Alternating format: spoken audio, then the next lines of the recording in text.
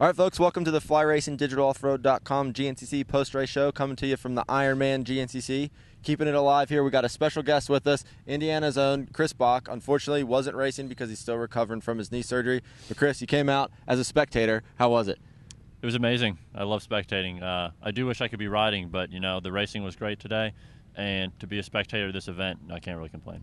So I was lucky enough to get to race the morning race, and the track was pretty much perfect. It was starting to get rough, but the dirt was awesome. Did you see, from what you saw, it looked pretty good, huh?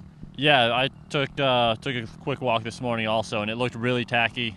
And, we went out to some mud holes and to the Ironman Hill, and the dirt down there was getting just rough, and it looked just like a big old suction cup. So I assume by the end of that 3-hour race, it was getting pretty bad. Yeah, so at the start of the 3-hour race, we had Jedediah Haynes grab the whole shot. No surprise there. He's going for it all the time whenever he can. And we had Paul Whibley go out to an early lead with Josh Strang, Charlie Mullins, Russell Bobbitt on the two-smoke out there ripping it up with, and then the other KTM guys, Corey Buttrick and Caleb Russell on there in a big pack for a while. And then Charlie made a break for it, got out front, and just put the hammer down. Yeah, we were at the 2-mile marker off the start, and Strang came by with a nice little gap over the rest of those guys, but they were all right there. And then all of a sudden, Strang was missing, and Charlie had a gap. Yeah, so then Charlie got a gap. He was doing his check out Charlie thing. Then we had Wibbs, Thad Duvall, and man, the guys were going back and forth. And Buttrick and Bobbitt. It was a pretty crazy race. And then Strang ended up having another problem, continuing his streak of having something weird go on. He broke the foot peg bolt, which I've never and cracked the frame where the foot peg mounts. So he pulled into the pits, had to get that fixed, dropped way back to 10th, and he ended up getting hooked up with a guy we haven't talked about yet, your boy Nate Canny, who usually kills it at the Ironman, but Nate just didn't seem to be having a very good day from the get-go. I had high hopes for Nate today, and obviously this is his race, and I'm sure he had high hopes too, but he had some issues. He fell in a creek or something, and I think he also ran out of gas. So tough day for Nate, but, man, that charge that Josh put on was absolutely unbelievable, and you could tell he wanted that championship today, and he did everything he could to try to win it. Just didn't work out for him. Yeah, I think this season's kind of shown that when it's your year, things start rolling your way, and when they don't, they don't. We've seen a lot of guys that have had continued bad luck, like Corey Buttrick, who was running strong up front early, was running in the podium position, and he ran out of gas. Caleb Russell fried a clutch, so he wasn't able to make good on his attempt at winning 2 in a row. Canny, obviously, we said ran out of gas. There was a lot of guys having some really crazy stuff go on out there.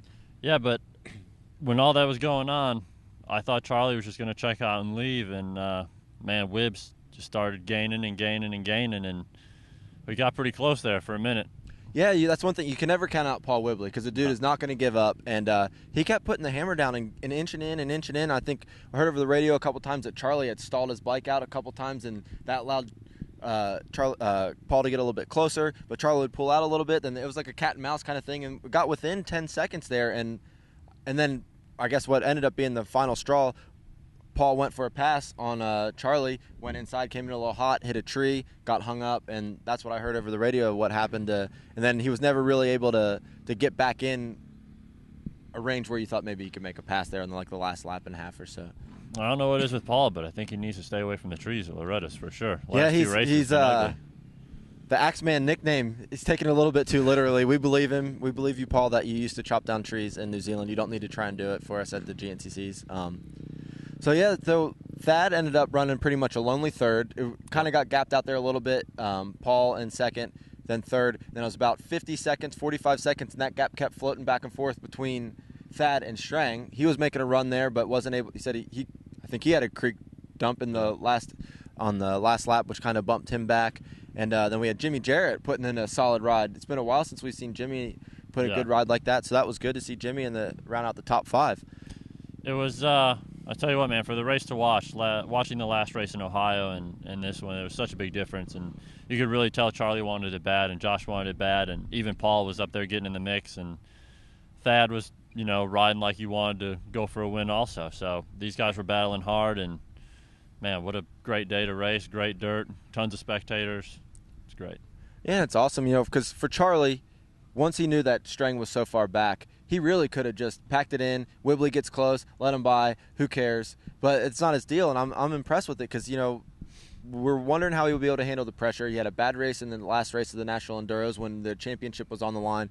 But he's not letting anything fluster him at this point. He's really going for it. He's going for wins because he knows if he wins, then it makes it a lot easier. It does, but, like I said, Josh knew what he had to do today, and he was way back, way back. We watched, and all those guys came through, and I didn't even realize he was missing in that group until the XC2 guys came through, and then here came Josh. But Charlie did exactly what he had to do. He probably knew that Josh had issues, but instead of letting up, that could have cost him if he let up, so he kept his head down and charged to the front. And someone I thought was going to make a run today was Caleb, and, I think he had some bike issues or whatever. I saw him coming back on the road when I was walking back from the mud hole, so not sure what happened there, but I thought he was going to be a contender. Yeah, this is 2 years in a row for Caleb having bad races at the Ironman. He made his XC1 debut last year, pulled the whole shot, then promptly about 3 miles in, drowned his bike out in a creek. This year he was running up front like he normally is. He's been getting great starts, but they said he fried a clutch, and that was pretty much the end of his day. I guess we should touch briefly as we can on the XC2 class because that ended up being a pretty good battle at the front. We had Jordan Ashburn and Stuart Baylor that were going at it pretty hard for a while. And the one man missing from that battle was Jason Thomas, who, second in points, going for the championship, has a broken hand, is the word on the street. So that was kind of unfortunate for Jason. Yeah, I heard that this morning also, and I almost expected a little bit more out of UK, even with the hand issue. But we don't know how bad it is. It could be way worse than it sounds, right.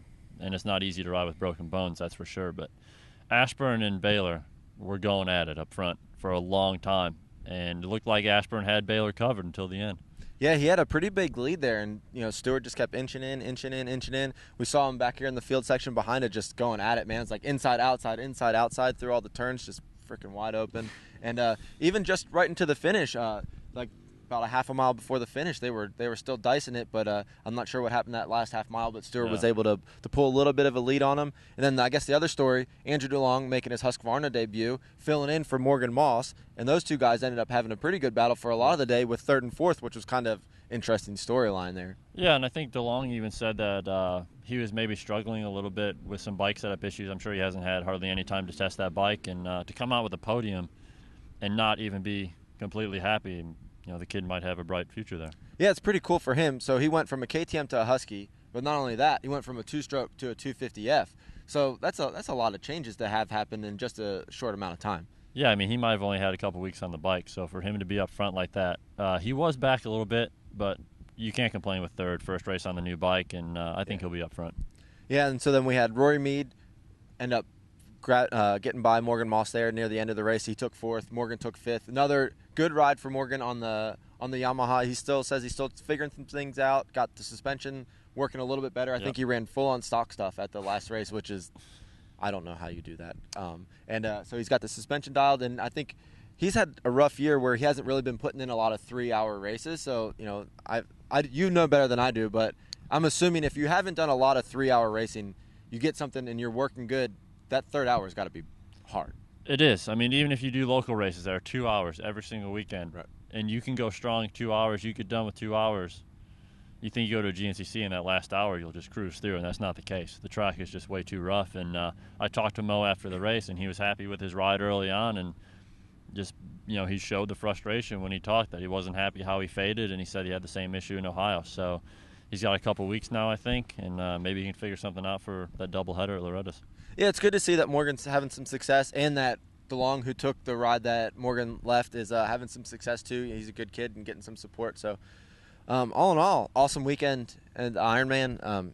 Don't expect anything less. This is a one-of-a-kind event. It's a little bit weird to be at the Ironman knowing that we have to go racing again in 2 weeks for the doubleheader at Loretta's. But this has been a pretty awesome season. Unfortunately, you've been out of the last little bit of action, but as a spectator, I'm sure you can tell it's been pretty epic.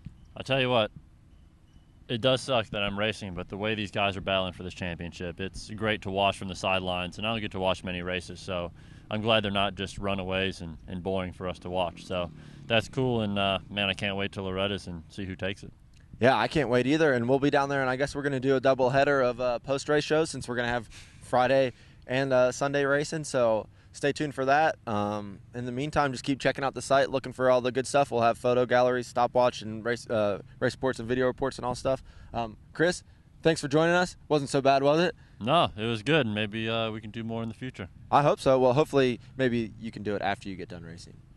Yeah, that would be great. I don't know. I might be too tired. 3 hours, tough. And this was one take. Chris was worried we were going to be 10 takes. This is it.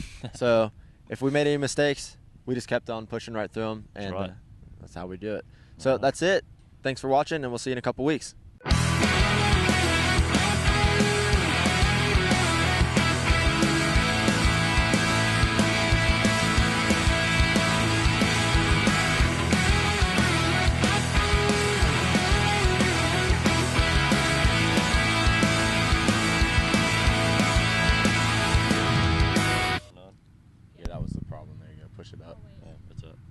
Yeah, no, we're good. You can hear both of us, right? Are you recording? What do I look? What do I look at? The moon. Look at the camera. Man, you're making me nervous. I don't usually get nervous.